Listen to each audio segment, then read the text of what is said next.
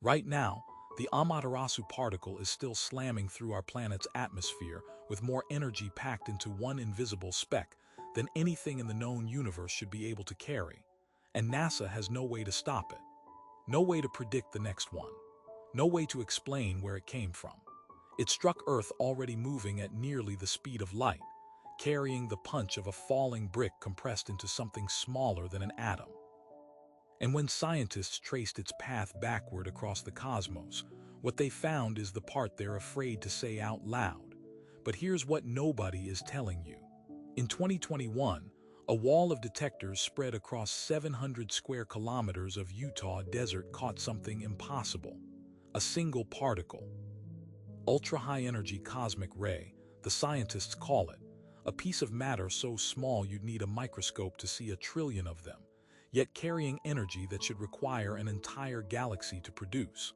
They named it Amaterasu, after the Japanese sun goddess, shining from heaven. It was the second most powerful particle ever recorded, rivaling a legendary 1991 detection nicknamed the Oh My God particle. Physicists at the University of Utah, at Caltech, at institutions with the best equipment on the planet, looked at the data and realized they were staring at something that shouldn't exist at all. Here's the anomaly.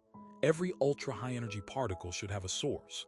A supermassive black hole, a dying star collapsing in on itself. Some violent engine somewhere in the cosmos flinging matter out at near light speed. So researchers did what they always do. They traced Amaterasu's trajectory backward, like following a bullet back to the gun. And the gun wasn't there. The path led straight into a region of space called the local void. Nothing. No galaxy. No black hole. No star. Just 300 million light-years of empty, silent darkness where a source has no business existing. The obvious explanations collapsed one by one. Maybe the particle bent off course, dragged sideways by a hidden magnetic field, meaning its true origin lies somewhere else entirely. Possible, but the bending required is enormous, and nobody has mapped a field strong enough to do it. Maybe it came from something too faint to see, a dwarf galaxy or dead star hiding in that void. Possible, but ultra-high-energy particles require monstrous violence to produce, not something faint and quiet. Caltech researchers ran the numbers again. Same result. Nothing fits. The smartest people studying the highest energy events in the universe are left with a particle that appears to come from absolutely nowhere. And here's the part that should worry you more than it worries them. There's a rule in physics called the GZK limit. It says particles this energetic can't travel more than about 150 million light-years before the universe itself tears them apart, colliding with the leftover radiation from the Big Bang until they lose their power. The local void sits roughly twice that distance away. Amaterasu should have been destroyed in transit. It wasn't.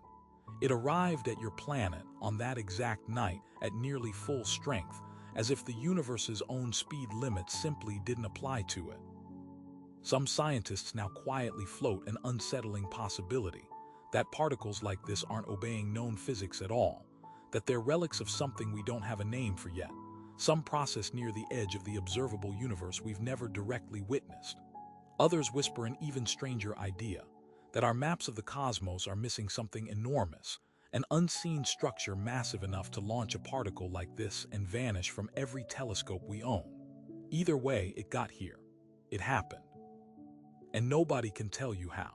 If ultra-high-energy particles can violate the GZK limit and arrive from regions with no visible source, then every model we use to map violent events across the universe has a blind spot. Black holes we can't see. Explosions we've never cataloged.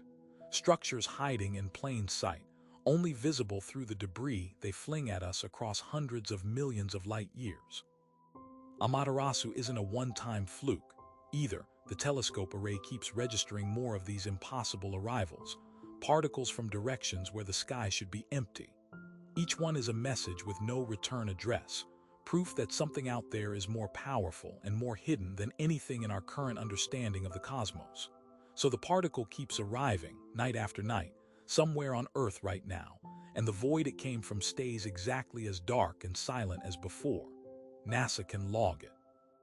Caltech can measure it. Nobody can point to what fired it. If something that powerful can hide from every instrument we've built, what else out there is aiming at us that we simply haven't caught yet? Tell us what you think is really out there in that void.